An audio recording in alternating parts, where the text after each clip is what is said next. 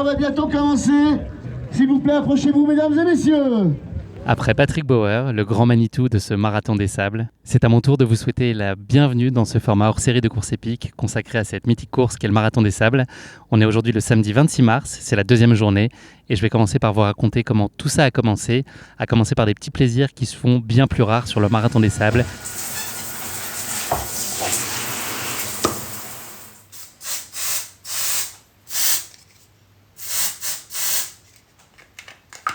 Et oui, la petite douche et le petit coup de déodorant, c'est des petits plaisirs très simples du quotidien et qui sont un peu moins quotidiens dans le marathon des sables, même si quand on est du côté des journalistes, c'est sûr que c'est beaucoup plus simple que pour les coureurs. Monsieur, terminal 2B s'il vous plaît. Charles de Gaulle.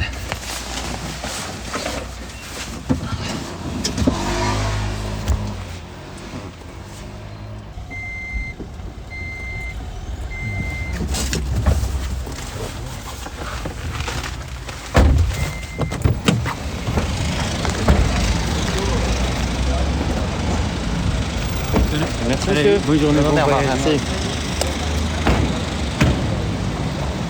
Et me voilà à peine sorti du taxi et je tombe directement sur Claude. Ça va ? Guillaume, ça va bien. La forme ? La forme.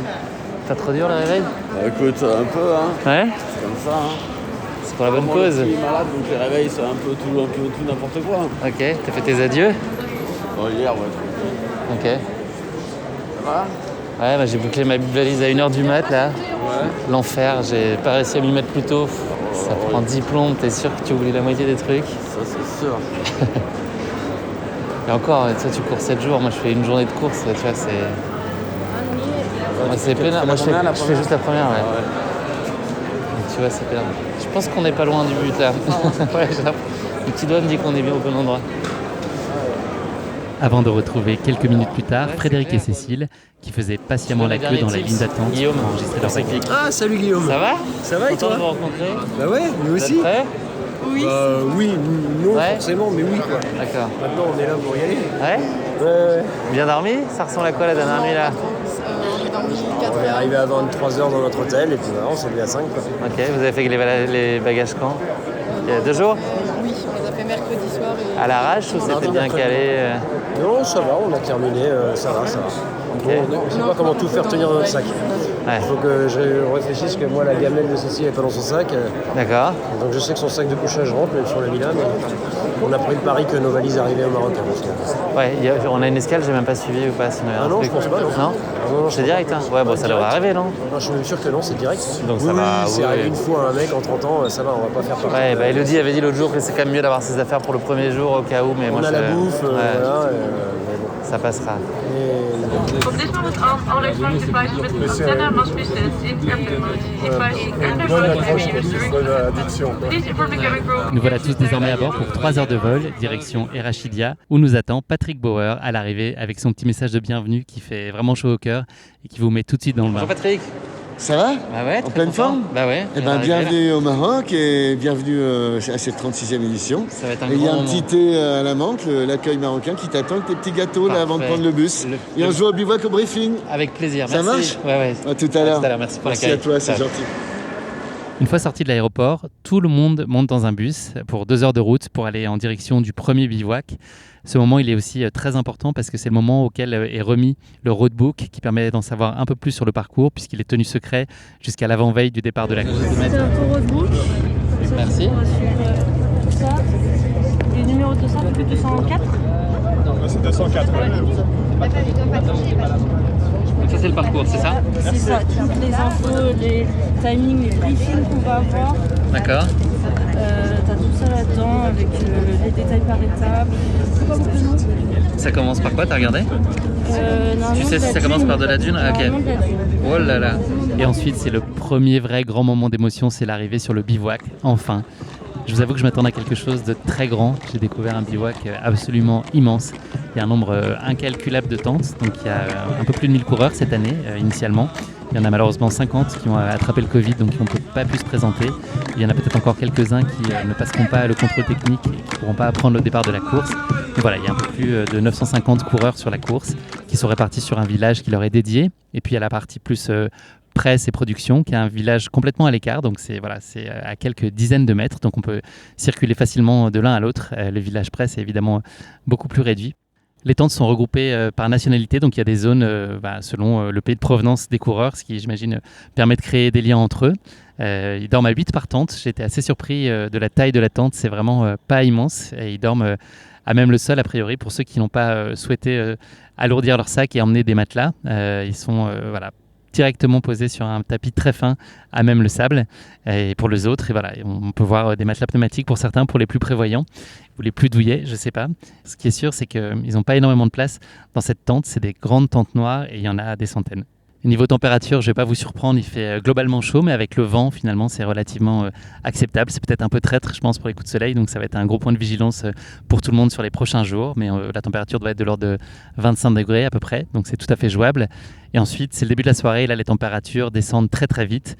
Le début de soirée, c'est aussi le moment du briefing inaugural qui est assuré à nouveau par Patrick Bauer. Je vous fais découvrir tout ça. Les contrôleurs de course, les commissaires bivouac, les commissaires de course, la logistique, les pisteurs, les monteurs de tente, les chauffeurs, les pilotes, la production TV, le service de presse, les photographes, les réseaux sociaux, les techniciens radio, la restauration et j'en passe.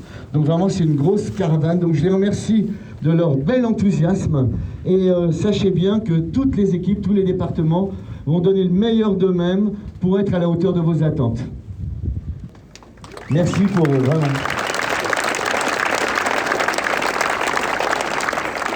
Alors vous avez dû sourire dans l'autobus quand vous avez découvert le roadbook, avec une petite erreur sur l'étape longue qui fait 85,8 km de mémoire, où le temps maximum autorisé est indiqué à 10h30. Ça c'est bon pour les frères Morabiti, moins de 10h30. Donc en réalité c'est 35 heures. Ça va peut-être en soulager certains. Alors information très importante, le bivouac vit à l'heure GMT. Donc s'il vous plaît, je vous demande de reculer vos montres d'1 heure, voilà, pour être en heure GMT, donc il est exactement 17h25. Alors on a dit qu'il y a une cinquantaine de pays, mais 43 nationalités différentes sur ce bivouac, donc ça parle toutes les langues, toutes les cultures, tout se mélange dans le respect des différences, évidemment. Ça c'est formidable, parce que le sport aussi réunit sous la bannière de la tolérance, de la solidarité, du partage, des belles valeurs qui nous unissent tous dans cette caravane du Marathon des Sables. Alors nous allons citer seulement les 4 pays les plus représentés. La Grande-Bretagne, 287 participants. So we'll now mention the 4 most represented countries. We have UK with 287 participants. UK, I want to hear you! Suivi de la France avec 276 participants. And then France with 276 participants. Donc un petit mot sur le Maroc quand même avec les 2 frères El Morabiti qui gagnent le marathon depuis 8 ans, avec Mohamed son frère qui est éternel 2e, donc le combat se joue toujours à quelques minutes entre eux. Je ne sais pas comment va se dérouler la compétition cette année pour eux. Et puis le petit Aziz Yachou qui a fait 4e l'année dernière, qui a été la révélation de la course, qui a fait 4e malgré une pénalité d'1 heure parce qu'il n'a pas présenté un antiseptique cutané pendant les contrôles de sac. Voilà, une bêtise. Mais bon, il a l'expérience, il est là cette année. Donc il y aura beaucoup de surprises aussi du côté marocain. La nuit est ensuite passée par là, elle a été un petit peu froide et un petit peu perturbée en ce qui me concerne. Et donc ce matin, samedi, rendez-vous pour un briefing média pour ensuite aller à la rencontre de mes invités, Claude, Meryl, Frédéric et Cécile, qui vont vous raconter comment ils ont vécu cette première journée sur le Marathon des Sables. C'est à eux. Salut Claude, on est aujourd'hui samedi, donc c'est la 2e journée sur le bivouac. On est arrivés tous hier. Sur l'échelle du bonheur, là, t'es à combien entre 1 et 10 ? Salut Guillaume, sur l'échelle du bonheur, je suis quasiment à full, je dirais je suis à 8,5, 9, parce que voilà, ça y est, c'est les derniers instants avant le départ, donc... c'est très concret, là, on est dedans. On est très concret, là, pour le coup. T'es impatient, là ? Cette journée-là, elle va être longue, celle où on patiente sur le bivouac, puisque c'est le programme de la journée aujourd'hui, c'est... de passer les contrôles. Ouais, évidemment, aujourd'hui, j'aurais préféré que ça démarre ce matin, mais au final, ça laisse une journée supplémentaire pour se reposer, pour finaliser tout, et puis demain, ça sera le grand jour. Donc voilà, aujourd'hui, les contrôles, on passe les sacs, tout. On va essayer de se reposer, se ménager parce que je sens que ça va être dur. Je sens déjà mon pied. Petite pression. Je sens déjà mon pied qui va pas être content. Donc on va voir. C'est la tête qui dit ça, Claude. C'est la tête qui dit ça, probablement, j'espère. De toute façon, je la contrarierai. Ta première impression en arrivant sur le bivouac, c'est la première fois que tu viens sur ce type d'épreuve. Qu'est-ce que tu as ressenti ? Ouais, première impression en arrivant sur le bivouac, impressionnant. L'organisation, la structure mise en place, les équipements, voilà, on voit que voilà, ça vient pas d'être créé. On voit que c'est un événement qui est bien rodé, avec de belles infrastructures, beaucoup de personnes dans l'organisation pour nous aider, nous guider. Donc voilà, on se sent en sécurité, bien encadré. Dans tes chaussons, quoi, presque. non, c'est confortable, c'est vrai que de sentir ça fait cette charge mentale en moins, en fait, de savoir qu'on est pris en main à ce point-là et qu'on a juste à se concentrer. Ouais, c'est ça. Et puis sur ensuite, on est dans une tente avec des personnes qui l'ont déjà vécu, c'est aussi un plus parce que c'est des petits conseils à gauche à droite, des précieux retours d'expérience. Des petits tips qui évitent de perdre trop de temps et de trop réfléchir sur les trucs qui pourraient prendre du temps qu'il n'en faut pas. Sur le parcours, là, on a eu donc les roadbooks hier, parce que le parcours est dévoilé qu'au dernier moment. Toi, c'est quoi ton ressenti ? Est-ce qu'il y a des zones que tu imagines plus simples, plus dures ? Est-ce que les dunes, par exemple, c'est quelque chose qui t'amuse, que tu redoutes ? Est-ce qu'il y a des zones de parcours qui te paraissent plus à ta main sur le principe des terrains plus rocailleux, peut-être plus roulants ? Ouais, le roadbook, je l'ai ouvert, mais j'ai juste regardé le kilométrage des étapes, plus que leur spécificité. J'ai pas trop envie de décortiquer le roadbook parce que... Voilà, je vais le découvrir au fur et à mesure. C'est sûr que le passage des dunes, il est moindre que ce qu'on m'avait annoncé, comparé à l'année dernière ou aux autres années. Je le redoute, les dunes, dans le sens où c'est les appuis qui seront plus fuyants et avec un pied un peu instable, c'est ce qui va m'handicaper le plus, je pense. Donc, je suis pas pressé de les voir, celles-ci. Le contrôle technique est passé, ça y est, le matériel obligatoire, t'as tout, t'es officiellement partant ? Ouais, je suis officiellement partant, j'ai récupéré mon dossard, j'ai donné la liste de tout ce que j'avais et pesé le sac et tout est bon a priori, donc c'est cool, je suis content déjà, c'est une bonne chose de faite. La tente 99, est-ce qu'il faut des boules caisses pour imaginer pouvoir dormir le soir ? Est-ce que ça discute dans tous les sens avec tes compagnons de tente ? 99, il va falloir des boules caisses, il y a 2-3 ronfleurs quand même. Je pu constater, on ne balance pas les noms. Je ne dirai pas qui ils sont ou qui elles sont.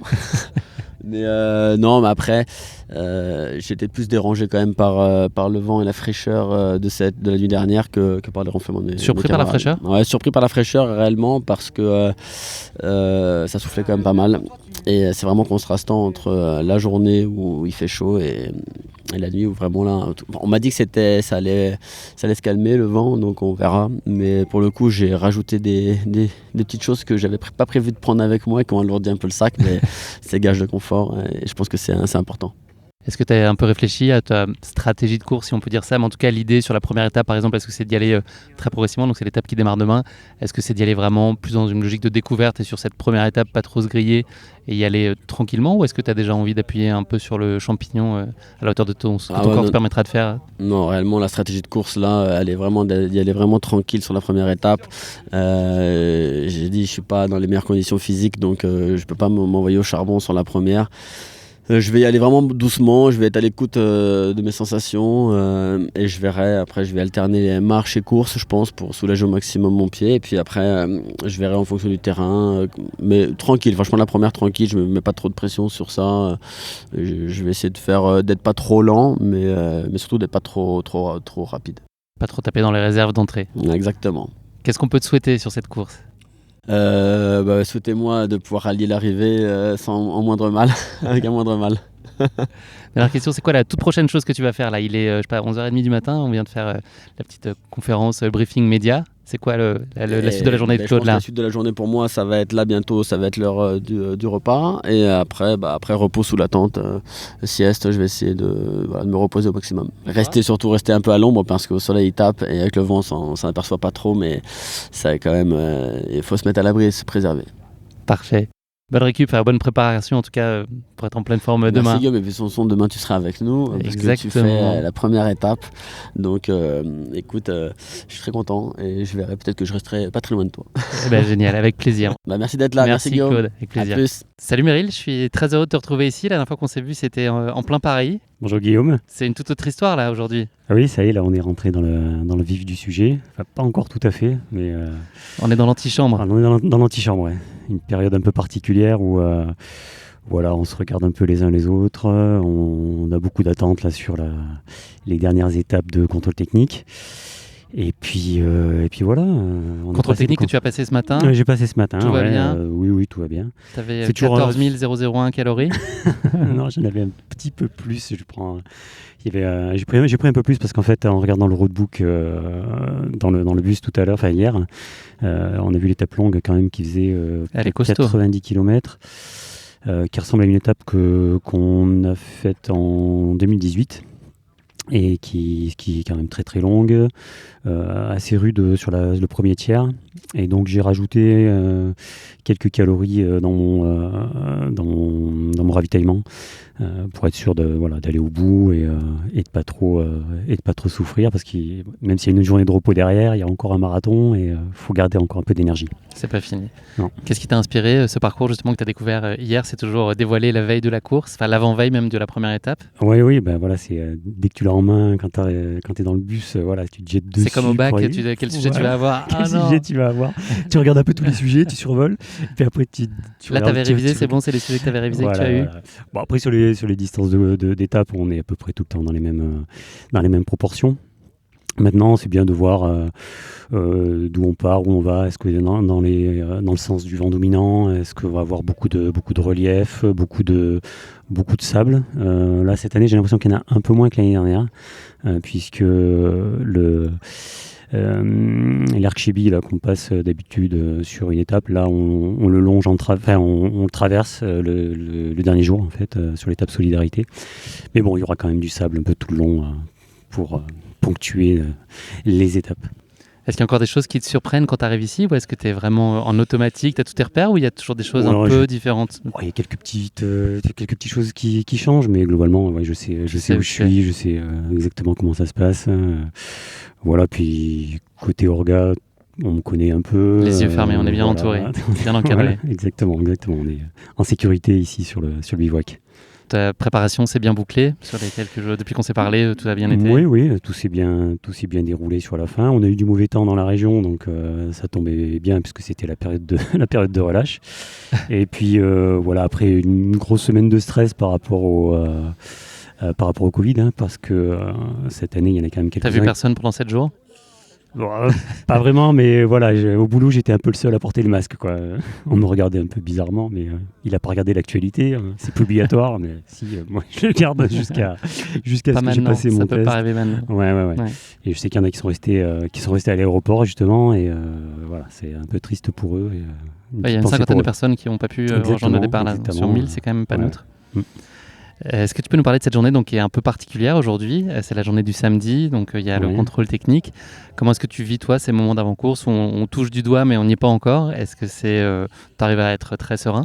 Un petit peu moins que d'habitude là, cette année, parce que j'ai essayé d'optimiser encore un peu plus mon sac.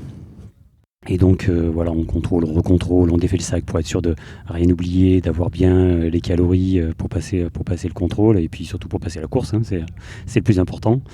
Et la journée est effectivement un peu longuette, voilà, on attend un peu sous la tente que le temps passe, hein, et puis on va aller quand même faire un petit run avec les collègues là. Avec le sac chargé. C'est quoi l'idée? Une petite demi-heure, une petite heure? Oui, 30-40 minutes. Footing léger. On va reconnaître la première partie du parcours là, jusqu'à l'oued là, qu'on doit longer sur les premiers kilomètres. Le bénéfice, il est surtout mental là-dessus, c'est pour se rassurer aussi? Il y a un peu de mental, mais il y a aussi ajuster le sac, hein, parce que c'est pas une fois que le coup d'envoi a été donné qu'on peut encore régler les sangles ou ce genre de choses. Donc là, on met le sac en configuration en course et on va régler les sangles pour éviter les frottements. Et puis voilà, et puis une petite mise en jambe, ça fait quand même une période un peu longue de repos, hein, donc garder une activité physique, ça permet de réactiver un peu tous les mécanismes physiologiques pour performer. Et puis je vois aussi les Marocains qui le font, donc je dis ça marche pour eux, ça peut marcher pour moi aussi. quelque part.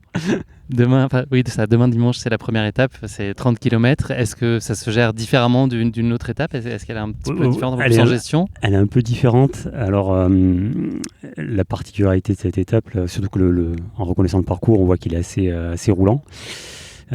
Pas énormément de difficultés et je pense que ça va partir très vite. Pour moi, c'est un peu plus stressant parce que une étape un peu plus dure, je sais que ça part doucement, donc là je vais pouvoir suivre le groupe et après advienne que pourra, mais là ça va partir très très fort et je sais que je vais souffrir un peu pour suivre le rythme, parce que je vais essayer de pas trop me faire distancer pour rester collé au classement quand même. Mais cette année il y a vraiment beaucoup de monde, donc on peut s'attendre à un départ canon. Ouais.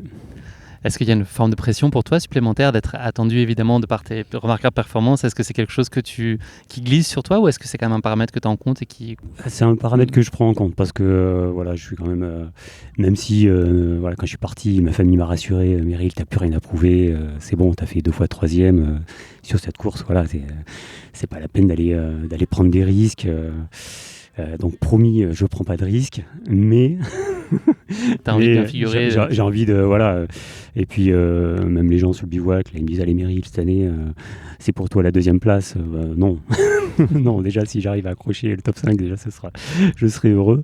Donc j'ai une petite pression, mais c'est vrai que cette année, comme je le disais à la première interview, j'y vais assez sereinement.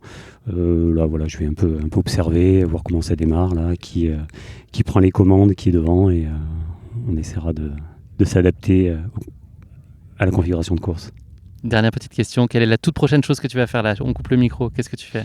Là, je vais me reposer sous la tente parce que le contrôle a été un peu long. On est resté 2-3 heures au soleil là, donc on s'est restauré. Donc là, une petite sieste et puis un petit run avant d'aller dans les repas du soir, le dernier repas entre guillemets civilisé. Et puis derrière, on enclenche le mode course avec une nuit dans des conditions de course et puis c'est parti pour une semaine qui j'espère sera agréable, qu'on aura un beau temps et un peu de chaleur quand même parce qu'il fait encore un peu frais.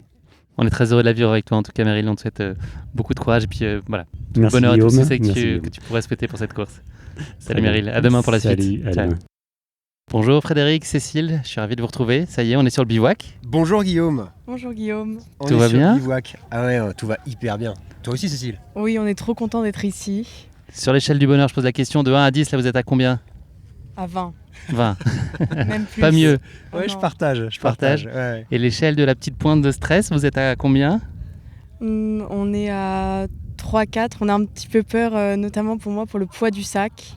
Combien tu l'as pesé ce matin là ? Oui, il pèse 10,5 kg. Donc on a préféré prendre plus de nourriture et miser sur un sac un peu plus lourd. D'accord. Mais du coup, c'est lourd pour Cécile parce que c'est un petit gabarit et elle n'a pas encore l'eau, donc ça veut dire qu'elle va partir avec un sac de 12 kg.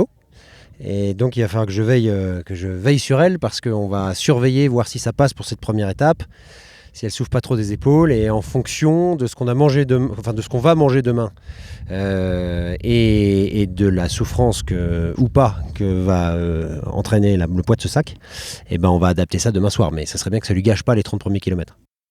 Cécile, je vais te poser la question plus particulièrement à toi, puisque Fred connaît le Marathon des Sables. Pour ceux qui n'ont pas suivi le premier épisode, Fred a déjà plusieurs participations à son actif. Quant à toi, Cécile, c'est une première. Qu'est-ce que tu as ressenti en arrivant sur le campement, enfin sur le bivouac ? Qu'est-ce que tu t'es dit ? Est-ce quelle est la chose qui t'a le plus surpris en arrivant ? Déjà, là, c'est très grand. Je ne m'attendais pas à autant de tentes, autant de personnes. Et après, le paysage, c'est magnifique. On est au milieu des dunes.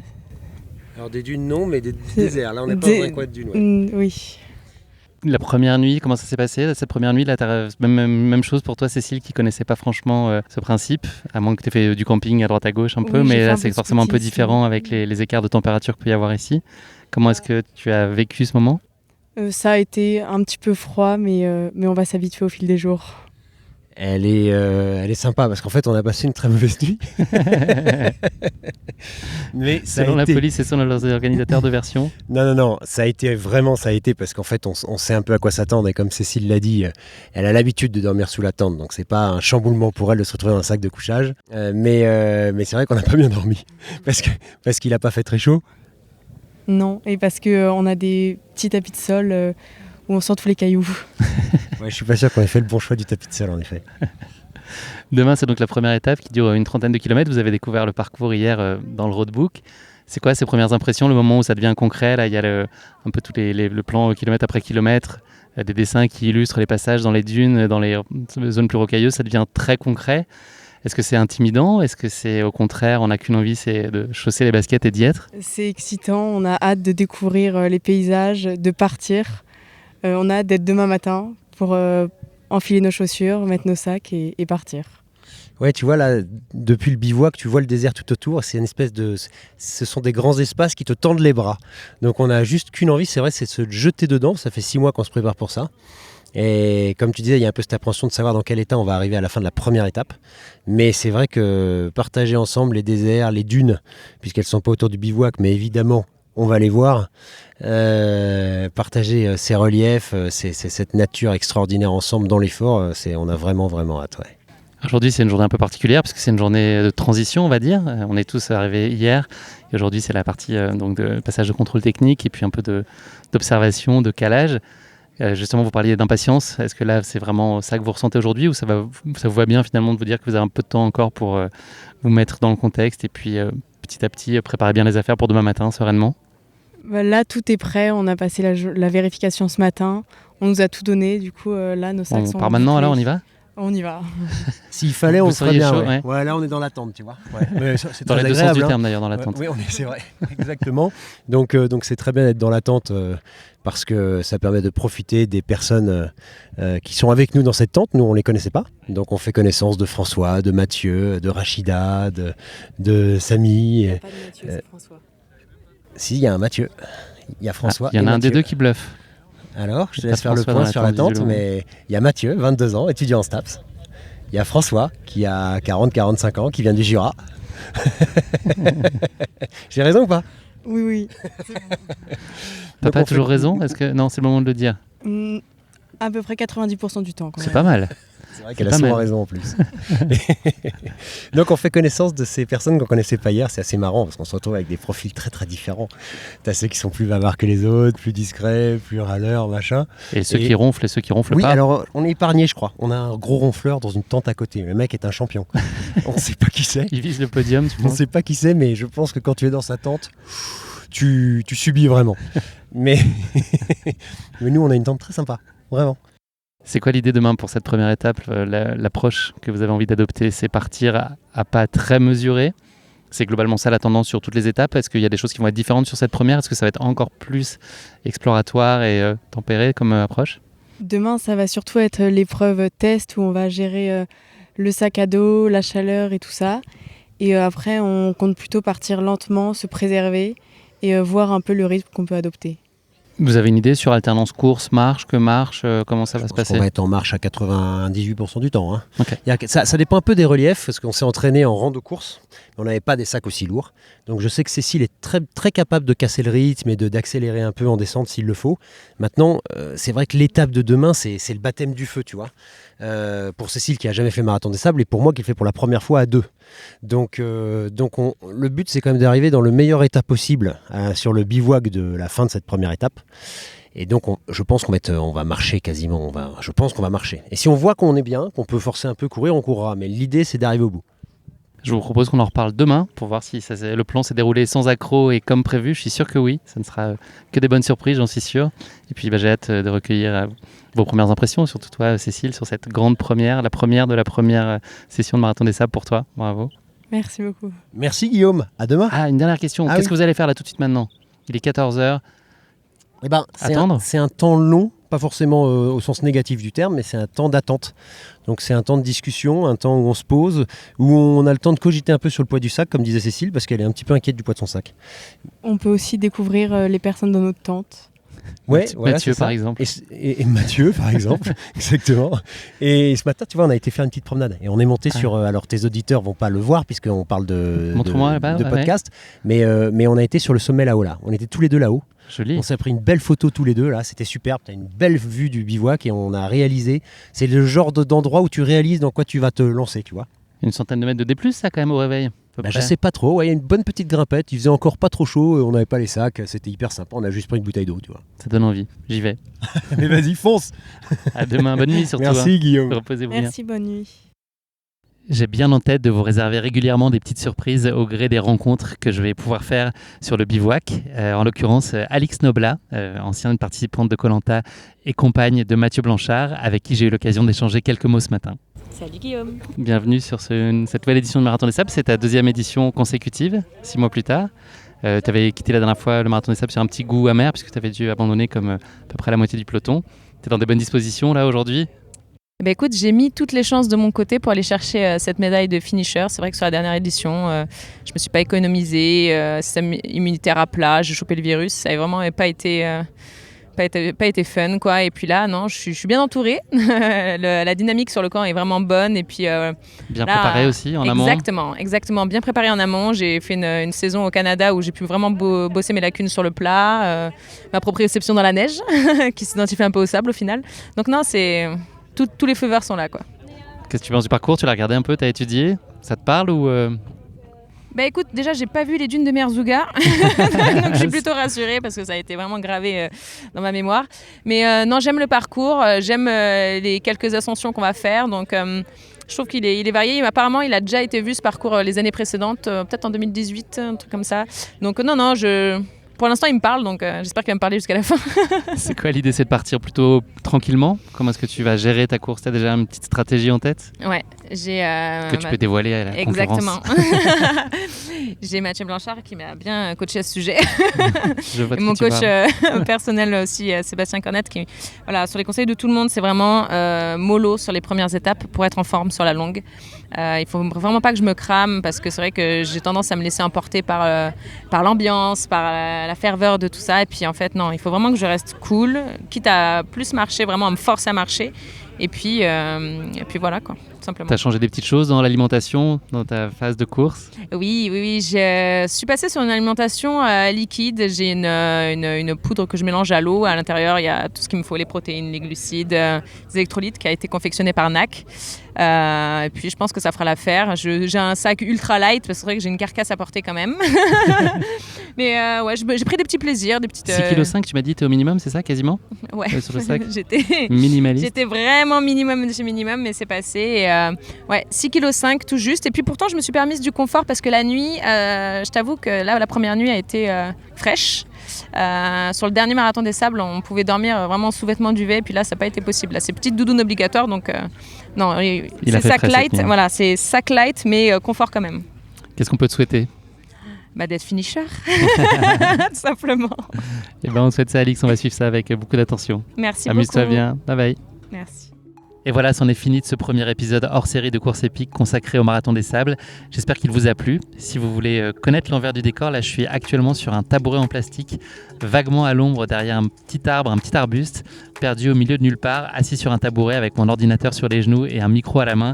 La situation est assez cocasse. Blague à part, si vous voulez suivre un peu plus et vivre encore plus de l'intérieur ce marathon, je vous invite en complément à suivre Course Épique sur Instagram. Le nom du compte, c'est courseepique.podcast. Vous pourrez suivre toutes les coulisses de ce Marathon des Sables et me suivre dans mes aventures jour après jour, à commencer par la première étape que je vais avoir la chance et le plaisir de courir moi aussi demain. Donc je vais vous raconter ça en plus des aventures de nos 4 participants chouchous qu'on va suivre pendant une dizaine de jours. Je vous donne rendez-vous demain, merci de votre écoute.